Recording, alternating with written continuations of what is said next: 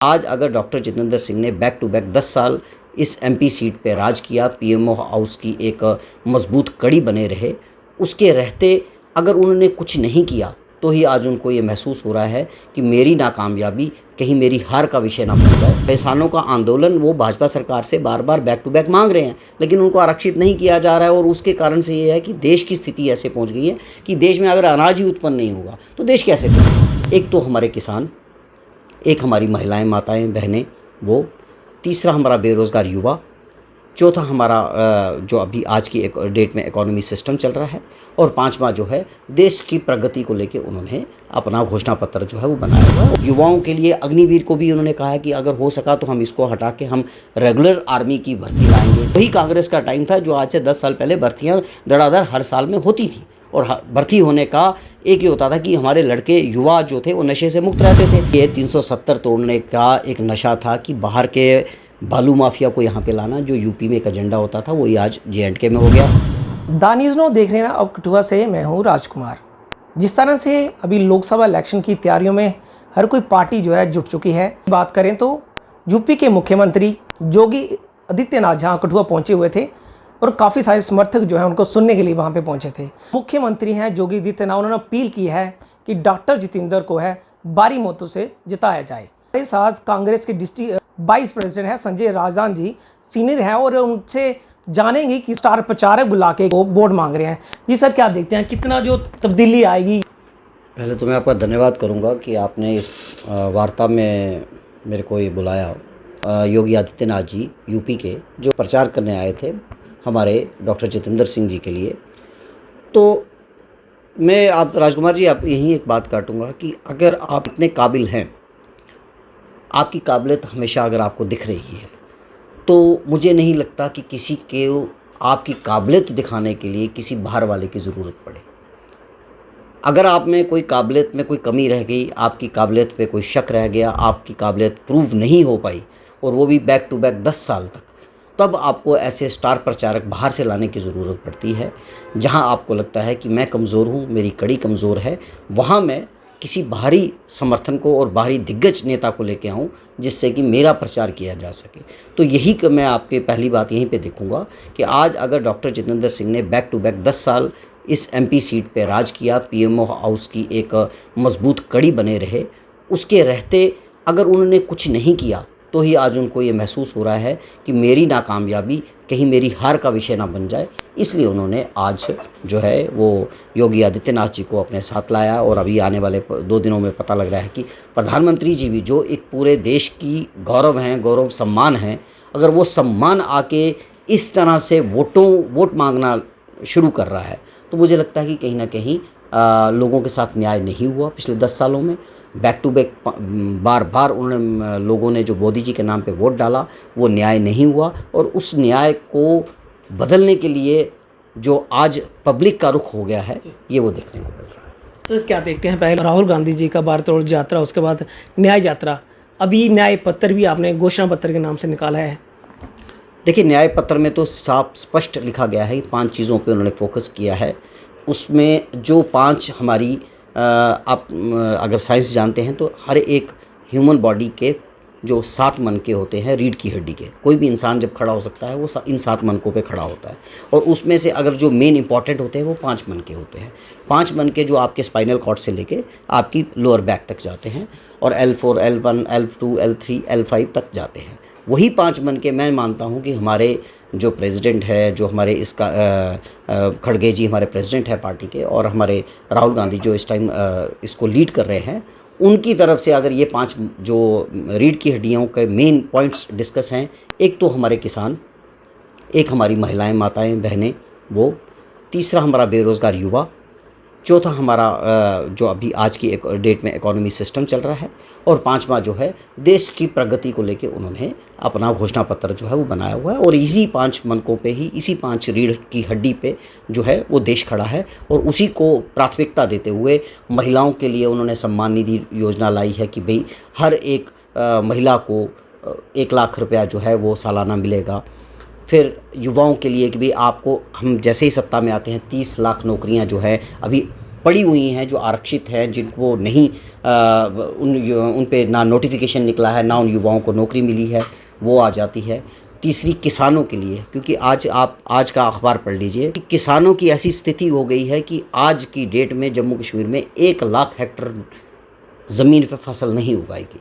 तो कहीं ना कहीं हम कह तो रहे हैं, बातें कर रहे हैं कि किसान आंदोलन चल रहा है, किसान है, लेकिन किसानों का आंदोलन वो भाजपा सरकार से बार बार बैक टू बैक मांग रहे हैं, लेकिन उनको आरक्षित नहीं किया जा रहा है। और उसके कारण से ये है कि देश की स्थिति ऐसे पहुंच गई है कि देश में अगर अनाज ही उत्पन्न नहीं होगा तो देश कैसे चलेगा। इकोनॉमी सिस्टम पे आप आज सोने का भाव देख लीजिए।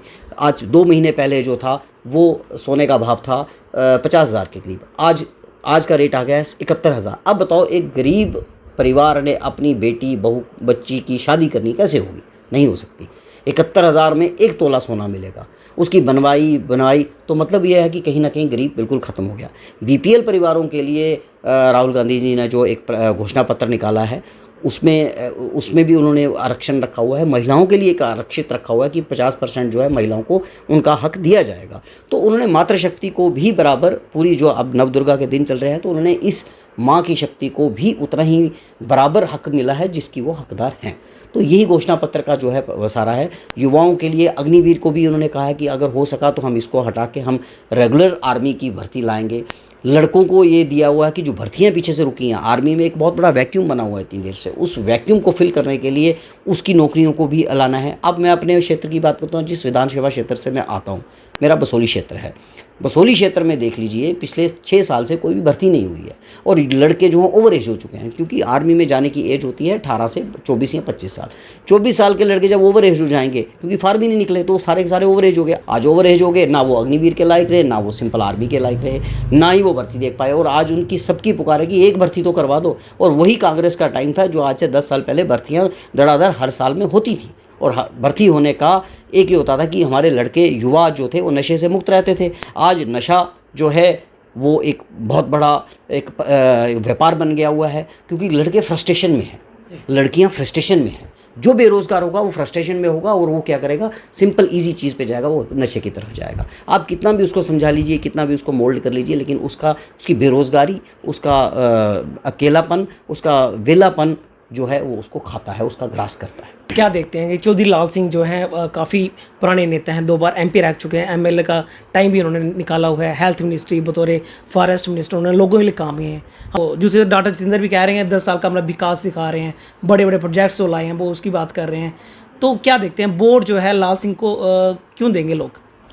देखिए, लोगों का वोट जो है, लोगों का वोट है एक प्रगति की तरफ, लोगों का वोट है तरक्की की तरफ।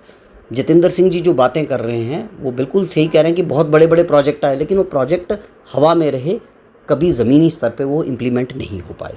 मैं फिर बसोली की बात करूंगा। बसोली में एक बहुत बड़ा स्टेडियम जो था वो चौधरी लाल सिंह के टाइम आया हुआ था, जबकि उसमें स्टेट ने पैसा दिया, सेंटर ने पैसा दिया और एक इंटरनेशनल स्टेडियम का इनॉग्रेशन हुआ। उसको भी वहाँ से उन्होंने बंद करके आज वो एक खंडर बना हुआ है। लोगों की इतनी ज़मीनें चली गई, ख़त्म हुआ। बसोली एक टूरिज़्म प्लेस था, टूरिस्ट प्लेस था। टूरिस्ट प्लेस के नाम पे सिर्फ हज़ारों करोड़ों रुपए का धंधा हुआ, बिज़नेस इन्होंने खाया, लीडरों ने पैसा खा लिया। लेकिन जब से इनके हाथ में सत्ता, भाजपा के पास सत्ता है, बसोली टूरिज़्म नाम पे आज एक बट्टा भी नहीं लगा, एक पत्थर भी नहीं वहाँ पे लगा हुआ है। ये 2 चीज़ें जो थी, बसोली का शॉल, अब कहते हैं जी बसोली के शॉल को हमने जियो टैगिंग दे दी, जो कि हमारे पास कला पिछले कम से कम भी नाना करते कुछ 600 साल से चलती आ रही है। पाल वंश, 1400 पाल वंश का राजा था, उस टाइम से जो कला चलती आ रही है कि बसोली की चित्रकारी 1400 ईस्वी से, और आज हमें 2024 में मिल रही है। तो मीन्स आपने कौन सा बहुत बड़ा काम कर दिया कि अगर जियो टैगिंग मिल गई, तो जियो टैगिंग मिली और हमारी बसोली की पेंटिंग और बसोली की जो पश्मीना है उसको जियो टैगिंग का वो एक बहुत बड़ा मुद्दा बना के दिखा रहे हैं जी हमने बसोली को दे दिया। तो पिछले 10 साल से आप बैठे हो, अगर आप 10 साल से कुछ नहीं दे पाए तो अब क्या, कौन सा आपने वो कर दिया।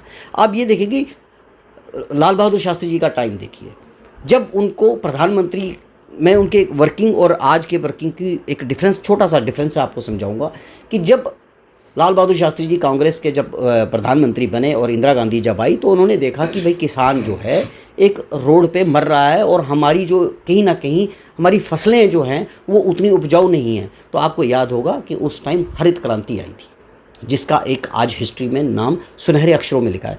हरित क्रांति उस टाइम के प्रधानमंत्री को सही लगी तो उसने लाई, लेकिन हमारे आज के प्रधानमंत्री को किसानों को मारना ठीक लग रहा है, लेकिन वो क्रांति नहीं ला पा रहे।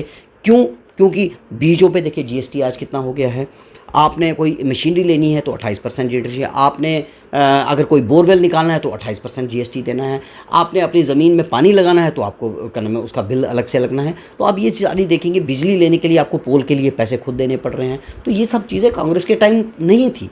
किसान को एक अहम मिलती थी, क्योंकि उस टाइम गवर्नमेंट समझती थी कि देश की इकोनॉमी वो हमारी कमोडिटी से चलेगी। कमोडिटी हमारी जो थी, हमारी फसलें थी। हमारी आज से नहीं, मैं कह रहा हूँ एंशेंट इंडिया जिसकी बात करते हैं हम, जिसके नगाड़े और ढोल बजा बजा के भाजपा बातें करती है कि हम एंशेंट इंडिया की एंशेंट चीज़ों को बचा रहे हैं। आप ये देखिए कि एंशेंट इंडिया में हमारा ट्रेड जो चलता था वो कमोडिटी से चलता था। और कमोडिटी क्या थी? हमारे मसाले, हमारी फसलें। आज वो फसलें ख़त्म, आज वो फसलों का बीमा नहीं मिल पा रहा। आज वो फसलों के नाम पे और क्या कर दिया, 2000 रुपये दे दिया, 2000 दे के हमारे किसान काम नहीं कर पा रहे, क्योंकि 2000 में उनकी खेती कैसे चलेगी। और ये वही पुरानी सरकार थी, जब लगता था कि कहीं सूखा पड़ गया, अकाल पड़ गया, तो 50% जो केसीसी कार्ड पे एक 50% की सब्सिडी मिल जाती थी, वो सब्सिडी मिलती थी और किसान को एक बैकबोन उसकी मजबूत होती थी, वो अगली फसल लगाता था। तो ये सारी चीज़ें थी जो आज की डेट पे नहीं है। तो सर एक चीज़ जानना चाहूँगा कि जैसे 370 अभी धारा टूटी थी, उसके बाद जो पहली बार एमपी के इलेक्शन हो रहे हैं, बाद में एमएलए भी होंगे जी, तो क्या देखते हैं जम्मू कश्मीर को कितना नुकसान पहुंचा है? जे 370 भी जब भाजपा का तो एजेंडा था कि वो कह रही हमने तोड़ी है, अच्छा किया है जहाँ भी विकास हो रहा है। तो क्या कहते हैं कि जैसे बड़े सारे माफिया जहाँ पे आए हैं, वाइन शॉप्स आए हैं, मंदिर वाला शहर कहा जाता था, मेरा जवाब तो ज़मीनें चली गई हैं, इतने भी लोग हैं कि देंगे वोट इस बार? राजकुमार, ये 370 तोड़ने का एक नशा था कि बाहर के बालू माफिया को यहाँ पे लाना, जो यूपी में एक एजेंडा होता था, वही आज जे&के में हो गया। आज रेता, बजरी, सीमेंट, कंक्रीट, जिसको हम बालू माफिया बोलते हैं, वो बालू माफिया आज सक्रिय हो गया। जम्मू कश्मीर एक सिटी ऑफ टेम्पल्स के नाम से जाना जाता था, कश्मीर को अपने कश्यप ऋषि के नाम से जाना जाता था। आज वहाँ पे सिर्फ कश्मीर में तो खैर उतने ठेके नहीं खोल पाए, क्योंकि वहाँ पे तो इनकी हिम्मत नहीं पड़ी, लेकिन जम्मू के हिंदू डोगरास, जिस पे हिंदुओं के धर्म पे ये अपनी राजनीति कर रहे हैं पूरे देश में और विश्व में, आज सबसे ज़्यादा नंबर ऑफ लिकर शॉप्स जो हैं, वाइन शॉप्स जो हैं, वो यहाँ पे हो गई हैं। आप दिल्ली की बात तो कर रहे हो कि दिल्ली में वाइन शॉप घोटाला, वाइन घोटाला हुआ, तो आपने जम्मू में तो उससे बड़ा घोटाला किया। आपने सारे के सारे जो ये सिस्टम चेंज किया, कार्टेल सिस्टम से उठा के आपने अब उसको बिड सिस्टम पे ले आए, और बिड सिस्टम पे भी आप अपने हिसाब से चला रहे हैं। आपकी बिड खुलती है और अचानक बिड चेंज होती है, जो 1 करोड़ का ठेका आज 2 करोड़ में जा रहा है, तो कहीं इस करोड़ों रुपया। अच्छा, तीसरा चीज़ थी यहाँ पे टोल प्लाजा का एक बहुत बड़ा माफिया हुआ। आप बताओ कि माफिया राज को हटाना, क्योंकि वो 370 जो था वो एक माफिया राज के लिए एक बैरियर था, और कहीं ना कहीं भाजपा को लग रहा था कि हम अपना माफिया राज और मनी कलेक्शन का राज कैसे जे&के पे लाएं, क्योंकि जे&के, राजकुमार जी, आप भी अपने घर में जाएंगे, आप वाहिद ऐसे इंसान होंगे जिस आपके पास अपनी ज़मीन, अपना घर है। क्या देखते हैं कि जम्मू के जो भाजपा के जो बड़े बड़े दिग्गज नेता हैं, अपने आप को मानते हैं, उनको ये चीज़ समझ नहीं आएगी हम खत्म होंगे? वो सिर्फ वोटों की राजनीति थी, क्योंकि एक भाजपा की लहर थी कि भाई अगर कोई रिवोल्ट करेगा तो उसको अंदर दे दिया जाएगा। अब आप देख लें, इस time 2 sitting CM, chief minister इस टाइम जेल के अंदर है। क्यों? क्योंकि भाजपा की नीतियां कहीं ना कहीं उन्होंने मानने से इनकार कर दिया, भाजपा की उन्होंने गुलामी मानने से इनकार कर दिया, तो उनको चाहे वो चीफ मिनिस्टर की कुर्सी पे बैठे ही हैं तब भी अंदर हैं। तो यही सील आप चौधरी लाल सिंह को ले लीजिए, चौधरी लाल सिंह को भी तो उन्होंने अंदर किया, बाद में कुछ निकला ना निकला वो मैटर नहीं है, लेकिन इन्होंने